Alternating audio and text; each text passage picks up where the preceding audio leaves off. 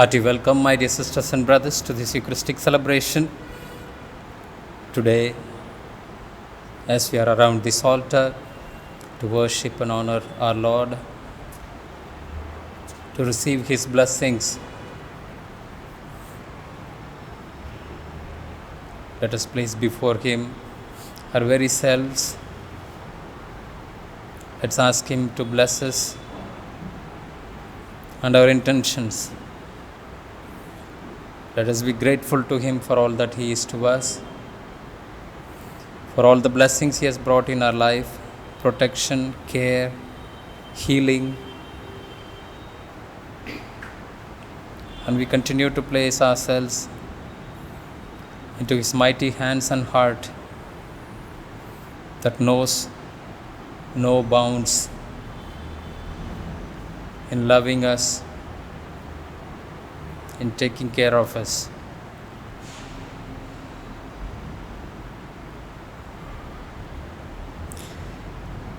Placing our trust and confidence along with these intentions, let us begin this Eucharistic celebration. In the name of the Father, and of the Son, and of the Holy Spirit. Amen. The grace of our Lord Jesus Christ, and the love of God, and the communion of the Holy Spirit be with you all. And with your spirit. Dear sisters and brothers, in order to become less unworthy to celebrate this mystery of God's love, let us call to our mind our sins and failures and offer to Him.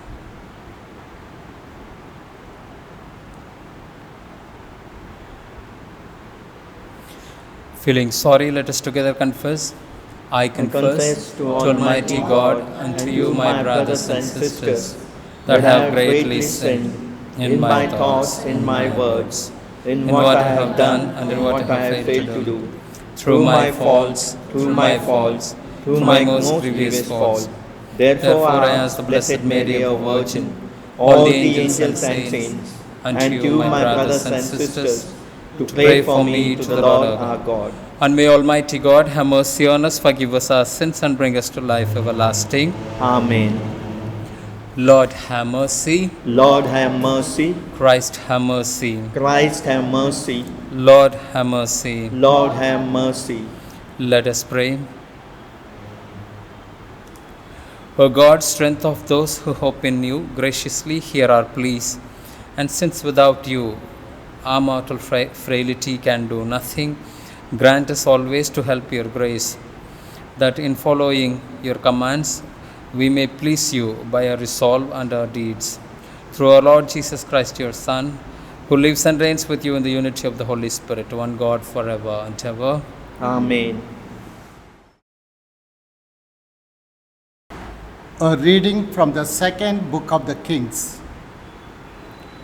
When the Lord was about to take Elijah up to heaven by a whirlwind, Elijah and Elisha were on their way from Gilgal. Then Elijah said, Elisha, tarry here, I pray you, for the Lord has sent me to the Jordan. But he said, as the Lord lives, and so you yourself live, I will not leave you. So the two of them went on. 50 men of the sons of the prophets also went and stood at some distance from them, as they both were standing by the Jordan. Then Elijah took his mantle and rolled it up and struck the water, and the water was parted to the one side and to the other, till the two of them could go over on dry ground. When they had crossed, Elijah said to Elisha, ask what I shall do for you before I am taken from you. And Elisha said, I pray you, let me inherit a double share of your spirit. And he said, you have asked a hard thing, yet if you see me as I am being taken from you, it shall be for you so. But if you do not see me, it shall not be so. So they still went on and talked. Behold, a chariot of fire and horses of fire separated the two of them. And Elijah went up by a whirlwind into heaven, and Elisha saw it and cried, my father, the chariots of Israel and its horsemen. And he saw him no more. Then he took hold of his own clothes and rent them in two pieces. And he took up the mantle of Elijah that had fallen from him and went back and stood on the banks of the Jordan. Then he took the mantle of Elijah that had fallen from him and struck the water, saying, where is the Lord, the God of Elijah? And when he had struck the water was parted to the one side and to the other, and Elisha went over. The word of the Lord. Thanks be to God. Psalm, our response will be strong, let your heart take courage, all who hope in the Lord. Be strong, let your heart take courage, all who hope in the Lord. How great is the goodness, the Lord, that you keep for those who fear you, that you show to those who trust you in the sight of men. Response, be strong, let your heart take courage, all who hope in the Lord.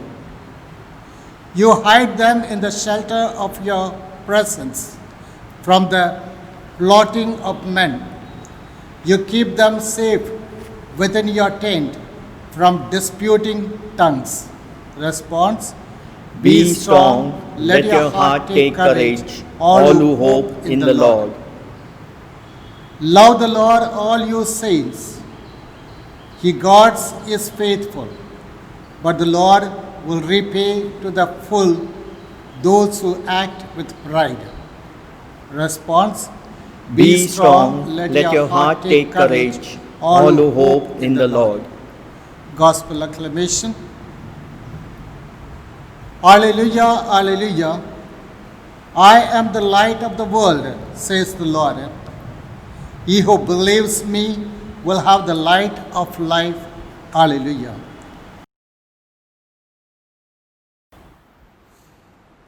The Lord be with you.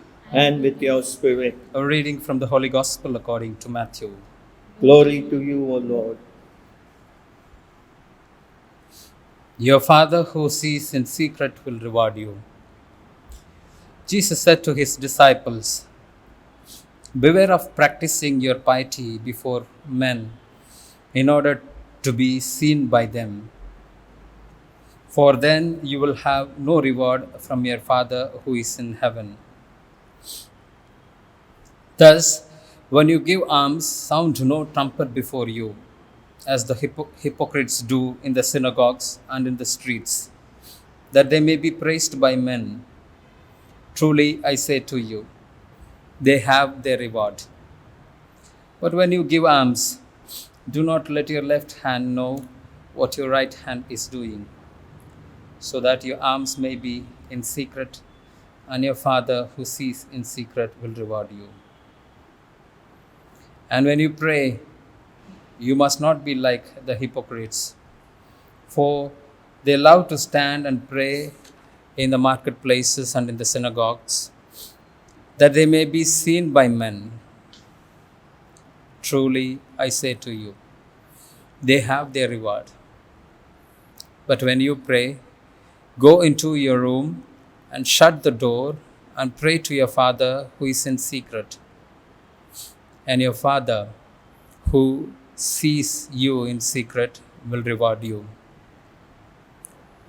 And when you fast, do not look dismal like the hypocrites, For they disfigure their faces, that their fasting may be seen by men.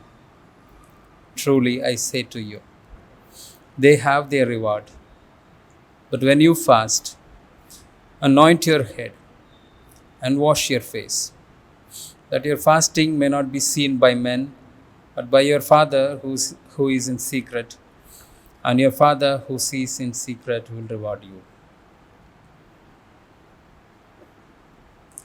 The Gospel of the Lord. Praise to you, Lord Jesus Christ.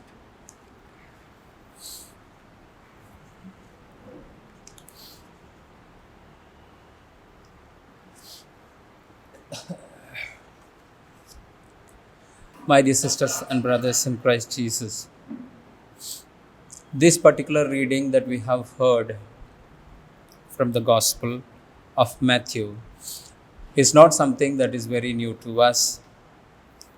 This is one of the special texts that appear during the Lenten observances, and it invariably comes to us for our reflection. All these days we have been seeing Jesus being a new Moses, as we discussed earlier, where he is giving a new interpretation of the law. Why? Because the law was never serving the purpose why it was instituted for, and therefore Jesus was giving a new dimension, or rather life, to this law in the context of people abusing this law. All these days he said, you have heard it said, you have heard it said. Almost last 6, 7 to 10 days of readings we would have heard, or at least a week's reading. It was always beginning, you have heard it said, you have heard it said, with reference to the law. And today he is directly coming down upon us. And he says, do not be like the hypocrites when you practice piety. Christian piety has 3 characters we know: fasting, almsgiving, praying. In all these 3, the purpose of doing them is to please God and not to please men. The purpose of all these 3 is to please God and not to please men. Often we do all these 3 not to please God but to please men. Quite often we do it also for psychological satisfaction. There are some of us, if we don't pray on a day, some regular ritual practices that we do, we get bogged down too much. Some things don't really go on well with us. We have to do that. So it becomes a ritual practice. You feel complete only when you have done that. And how do we do that? When we pray, for example, we shall take prayer. When we pray, what do we do? I used to go for these rosaries in the month of October and May in the families. And we used to go one each to other family in the previous parish I worked. When we go, Hail Mary, full of grace, the Lord is with you, blessed are you among women. And by that time, half of them will begin already. You really don't know what is happening there. When you keep saying, Hail Mary, full of grace, the Lord is with you, it really becomes difficult for us to catch up with the people, because when I say the third line, they're already there in the last line. When hardly this first section is over, the other section is already starting also. Each of us is interested in finishing our role. It's about prayer of the rosary and the way we say it, how fast we say it. There are a lot of characters like this. There are certain ritual prayers. Every day I have to say that. If I don't say that, as I said, something affects me. I don't feel things going well. Do we pray because it has to be a psychological satisfaction for me? Or do I really pray because I want to be in communion with the Lord? There are times we pray also because others have to see us. And Jesus, He knows our hearts and minds so very well. We pray, rather we come to church, we do all these pious activities, piety, because we want to be seen by others. And when Jesus gives this example of prayer, He gives us this beautiful, when you pray, get into the room. Now, when Jesus says, when you pray, get into the room, was Jesus always getting into room to pray? It looks strange. We have never seen in the scripture where Jesus was getting inside a room to pray. The scripture always tells us Jesus went into a secluded place and prayed. But in this particular context, when He is giving us this advice, He is saying, when you pray, go into your personal, in a room. Now that inner room, get inside your room, is an invitation where He tells us we have to get inside this room, where we close down all that is outside. We have to get inside this room. Go, shut your door. Shut the door. Now when we sit and pray, what all things happens? Half of what happened in the day comes. Half of what has to go on tomorrow comes to our mind. As of now, as you are listening to me even, many of you may be thinking about your own problems. But all of us are participating in the Eucharist. We'll be praying the rosary, we'll be sitting for personal prayer. But are we really with the Lord? The Lord is always with us. The Lord is always with us, but are we really with the Lord? It's a big question. So what do we do? We go on dwelling into our exterior self. St. Francis de Sales is also a beautiful saint who very well guides us step by step in this process. Shut ourselves out first. All those exterior factors that really disturb us. And put yourself inside. Shut the door. And in that interior self, raise your heart to God and attain a communion with Him. Get closer. Be in communion with Him. Have you seen lovers? They don't meet everywhere and anywhere. Have you seen them? Do they meet everywhere and anywhere? No. Very conducive and comfortable atmosphere is needed, because the conversation is intimate. The conversation takes more from inside than outside, where there is true love. I'm not talking about otherwise. Where there is true love, the conversation takes place more with the interior self. So that is what is true prayer. We have to get into an interior self. That's what he says. Do not be like the Pharisees. You stand in the open place and start praying.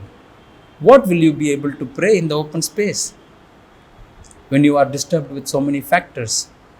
So also, if we are so worried about our exterior self, our prayer will never be fruitful. And Jesus is very effective and He is guiding us. One more point probably I'll make this evening about almsgiving. Of course, fasting, we all know. Enough of times we have discussed in this parish about fasting. Almsgiving.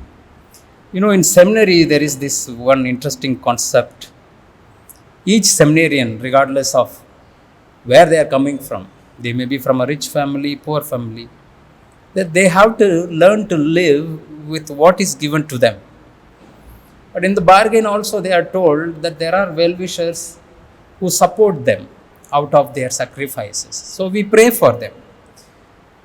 But what is more really troubling, you can call, amusing for me, is Gradually, this practice has become like, people do it for show. Actually, there is no need for a seminarian to live on the money of anybody. There is no need for a seminarian to live on the money of anybody. God provides. When I support a seminarian, when I support a poor child, when I support a poor family in their hunger, I am doing as my response in gratitude to what God has been to me. That God has been God has been plentifully blessing me. God has been abundantly blessing me, generous to me, and as a sincere expression of this generosity of God, an acknowledgement of that, I become generous towards the other. I show it in my words, deeds, actions. But quite often all of us do things because we want to make a show. Charity done with such kind of a show, better not be done, is much better. Because such charity that makes a show really puts down the other person. Giving someone who is hungry a piece of bread, after making it public that I am giving him bread, you are making him a beggar. You are making him a beggar. And that person loses dignity there. It is better that person dies of hunger than this kind of humiliation. All of us must understand we are blessed by God abundantly. If God has blessed us abundantly, it is my response that I be a blessing to somebody. And that is the entire theology of almsgiving, of supporting a seminarian, of supporting a poor child's education, of supporting anything. It is not to control anybody. It is not to make someone subject to you. It is not to make someone weak in their dignity, but to always as a sign of love. My dear sisters and brothers, let us take these lessons Jesus is giving us. Let us follow them closely, especially when we pray. Let us get into our interior self. When we give alms, let it not be known the right to the left. What our right hand gives, let not even the left know, God says. Let not even, means my own self. That means that giving should not in any way get into my ego. It should not get in. My hand should not know means it should never get to my mind. So let us be careful about this. And during this time of COVID, when we are going around helping people, let's do things out of love, not for show. Amen.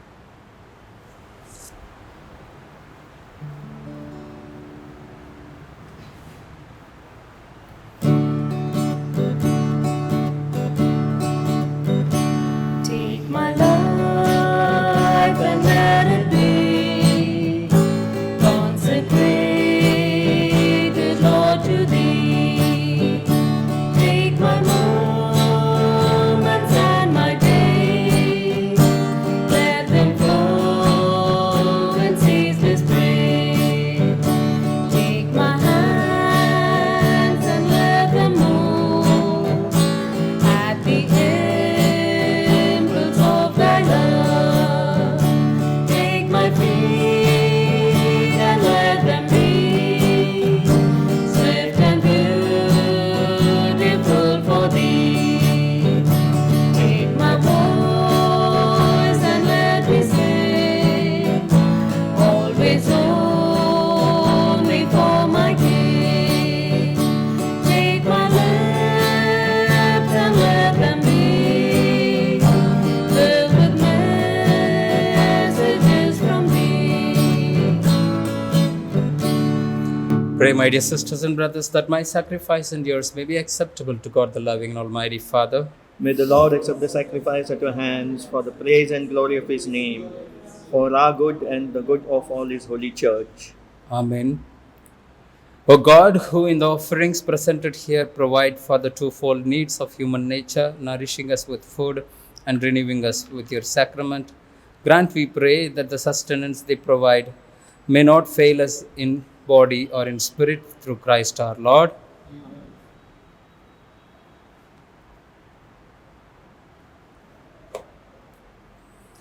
The Lord be with you. And with your spirit, Lift up your hearts. lift them up to the Lord. Let us give thanks to the Lord our God. It is right and just. It is truly right and just, our duty and our salvation, always and everywhere, to give you thanks, Lord, Holy Father, Almighty and eternal God. For just as through your beloved Son you created the human race, so also through him, with great goodness, you formed it anew. And so it is right that all your creatures serve you, all the redeemed praise you, and all your saints with one heart bless you. Therefore, we too extol you with all the angels, as in joyful celebration we acclaim, Holy, holy, holy Lord, God of God of hosts. hosts, heaven and earth are full of your glory. Hosanna in the highest. Blessed he comes in the name of the Lord. Hosanna in the highest.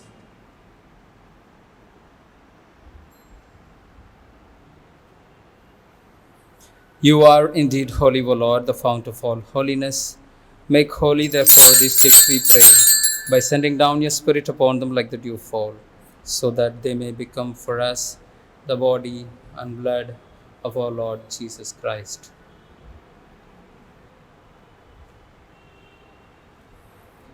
At the time he was betrayed and entered willingly into his passion, he took bread, giving thanks, broke it, gave it to his disciples, saying, "Take this, all of you, and eat of it, for this is my body, which will be given up for you."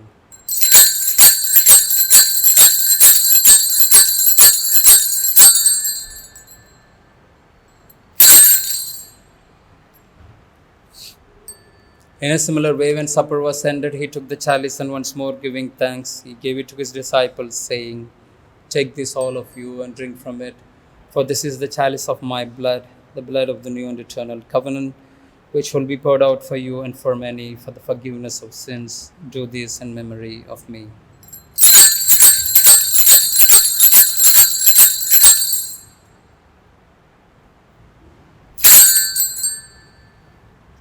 The mystery of faith. When we eat this bread and drink this cup, we proclaim your death, O Lord, until you come again.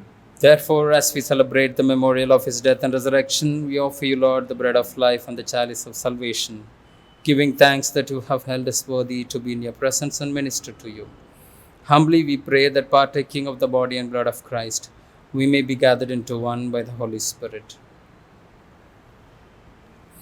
Remember, Lord, your church spread throughout the world, and bring her to the fullness of charity, together with Francis, our Pope, Felix, our Bishop, and all the clergy. Remember also our brothers and sisters who have fallen asleep in the hope of the resurrection, and all who have died in your mercy, welcome them into the light of your face.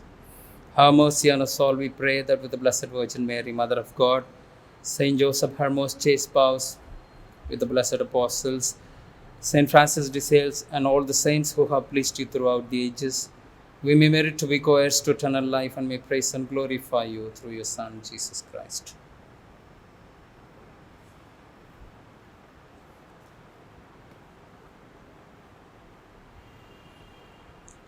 Through him, and with him, and in him, O God, Almighty Father, in the unity of the Holy Spirit, all glory and honor is yours, forever and ever.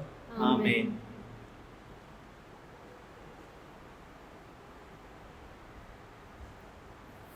At the Saviour's command, and formed by divine teaching, we dare to say, Our Father, who art in heaven, hallowed be thy name.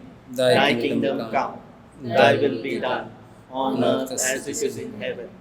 Give us this day our daily bread, and forgive us our trespasses, as we forgive those who trespass against us. And lead us not into temptation, but deliver us from all evil. Deliver us, Lord, we pray, from every evil. Graciously grant peace in our days, that by the help of your mercy we may be always free from sin and safe from all distress, as we await the blessed hope and the coming of our Savior, Jesus Christ. For the kingdom, the power, and the glory are yours, now and forever.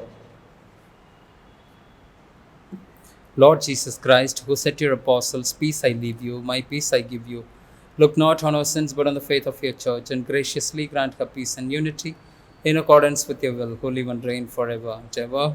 Amen. The peace of the Lord be with you always. And with your spirit. Let us offer each other the sign of peace.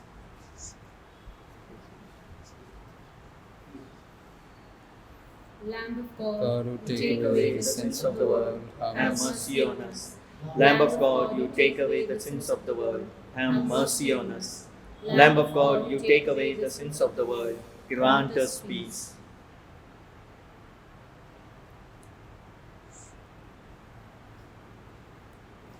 Behold, this is the Lamb of God. Behold him who takes away the sins of the world. Happy are we who are invited for the supper of this Lamb.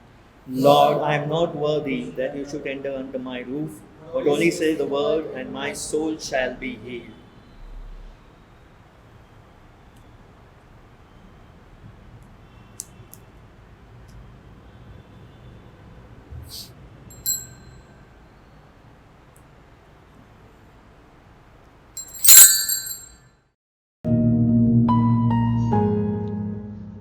My Jesus, I believe that you are present in the most holy sacrament.